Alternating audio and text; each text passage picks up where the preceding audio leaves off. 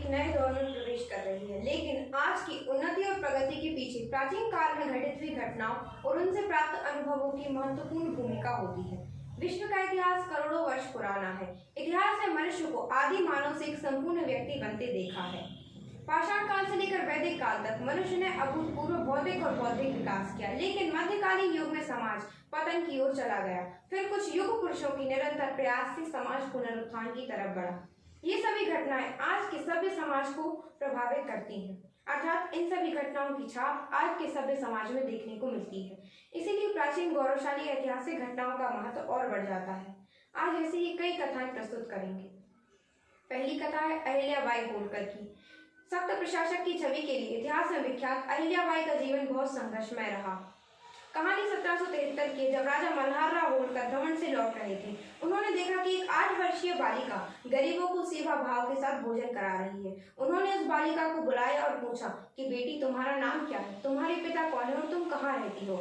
उस बालिका ने विनम्रता पूर्वक उत्तर दिया कि श्रीमान, मेरा नाम अहिल्या है, मेरे पिता का नाम मंकुचीराव शिंदे है और हम पौड़ी ग्राम में रहते हैं।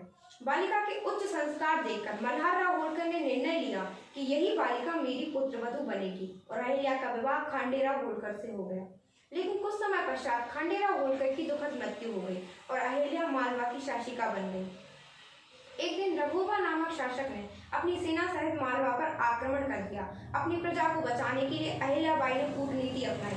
उन्होंने रघुबा को पत्र लिखा। उस पत्र में उन्होंने लिखा कि यदि आप हम पर आक्रमण करेंगे तो हम आपसे युद्ध अवश्य करेंगे, लेकिन यह युद्ध आपकी छवि को धूमिल करने वाला होगा। यदि आपको विजय मिलती है तो इतिहास कहेगा कि आपने एक निर्बल राज्य पर आक्रमण कर उस पर अधिकार किया है, और यदि आपको पराजय मिलती है तो समाज कहेगा कि आप एक स्त्रियों की नीतियों से हार गए। यह कूटनीतिक वाण प्रभावी सिद्ध हुआ और रघुबा ने अपनी सेनाएं वापस लौटा दी। इस प्रकार अहिल्याबाई ने कई बार एक पुरुष प्रधान समाज को एक महिला की बुद्धि और अभेद रणनीति का लोहा मानने के लिए विवश किया। अहिल्याबाई और मालवा की प्रजा दोनों ही आज के समाज के लिए प्रेरणा है। आज भी कई बार ऐसी दुर्भाग्यपूर्ण घटनाएं देखी जाती हैं, जहां निम्न सोच के चलते एक महिला अधिकारी को अस्वीकार कर दिया जाता है।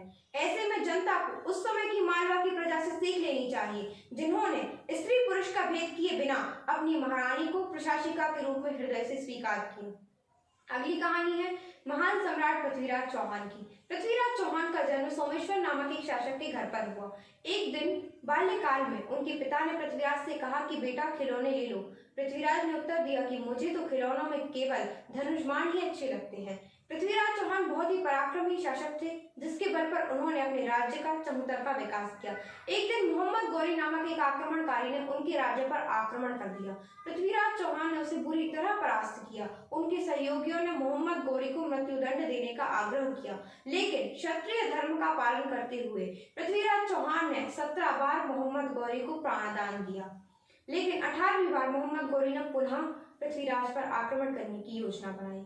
इस बार राजा जयचंद्र ने मोहम्मद गौरी का साथ दिया, जो कि पृथ्वीराज चौहान से बहुत ईर्ष्या करते थे। इस प्रकार छल और विश्वासघात के चलते पृथ्वीराज चौहान को बंदी बना लिया गया। मोहम्मद गौरी उन्हें अपनी राजधानी गजनी ले गया।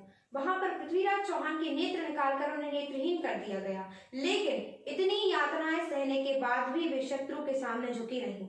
जब उनके मित्र और महाकवि चंद्रबरदाई उनसे मिलने के लिए पहुंचे तो उन्होंने कहा कि चंद्र, बिना हथियार के ही आए हो तो कविता ही सुना देना।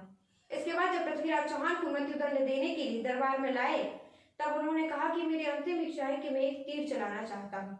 जैसे ही पृथ्वीराज चौहान ने तीर चलाने के लिए धनुष पर चढ़ाया, उनके मित्र और महाकवि चंद्रबरदाई ने कविता के माध्यम से कहा कि 4 बांस 24 गज, अंगुल अष्ट प्रमाण, ताऊ पर सुल्तान है मत चूके चौहान।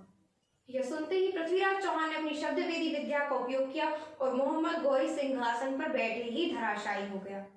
इन दोनों ही कहानियों के चरित्र अपने अपने समय के सफल चरित्र रहे हैं, लेकिन कहानियों को सुनाने के पीछे का उद्देश्य सफलता की चकाचौंध के पीछे छिपे उस संघर्ष को उजागर करना है, जो कि अंततोगत्वा सफलता का कारण बनता है।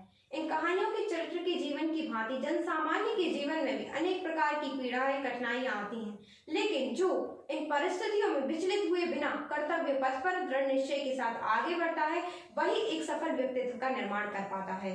ऐसे ही समाज के लिए सफल व्यक्तित्व के निर्माण के लिए ये कहानियां, इनके चरित्र और उनका संघर्षमय जीवन प्रेरित करता है। धन्यवाद।